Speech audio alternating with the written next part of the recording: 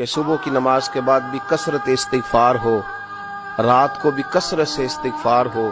حضرت ابن عباس رضی اللہ تعالیٰ عنہ بیان فرماتے ہیں کہ نبی پاک صلی اللہ علیہ وسلم نے فرمایا، جس نے استغفار کو لازم پکڑ لیا، جس نے اپنے اوپر لاگو کر لیا کہ مجھے اب استغفار کرنا ہے، مجھے اپنے رب سے بخشش مانگنی ہے، جس نے استغفار کو لازم پکڑ لیا، جو اب سارے رستے چھوڑ کے استغفار کے رستے پہ چل پڑا۔ مسند امام احمد بن حنبل میں یہ حدیث موجود ہے، فرمایا جس نے استغفار کا رستہ اختیار کیا، اللہ تبارک و تعالی اس کو 3 نعمتیں عطا فرمائے گا۔ یا رسول اللہ صلی اللہ علیہ وسلم کون سی؟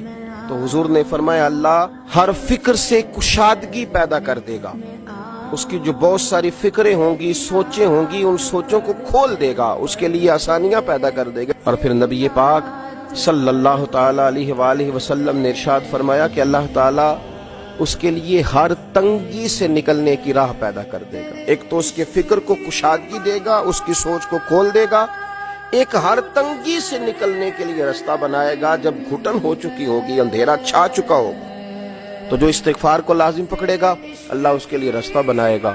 اور تیسرا میرے پیارے حبیب علیہ السلام نے فرمایا رب وہاں سے رزق دے گا کہ کبھی اس نے سوچا بھی نہیں ہوگا۔ تو جو استغفار کو لازم پکڑے اس کی اللہ فکر کو کشادہ کر دے، اللہ تنگی سے نکلنے کا راستہ بنا دے، تو اللہ تبارک و تعالی اس کے لیے وہاں سے رزق کا بندوبست کرے گا جہاں سے اس نے کبھی سوچا بھی نہیں ہوگا۔ واپس لوٹا جائے کہ صبح کی نماز کے بعد بھی کثرت استغفار ہو، رات کو بھی کثرت سے استغفار ہو، اپنے رب سے معافی چاہی جائے۔ جب بندہ استغفار کرتا ہے تو مالک پھر رحمت کی برکھا برساتا ہے، پھر وہ کرم کے بادل برساتا ہے، پھر وہ آسانی کرتا ہے۔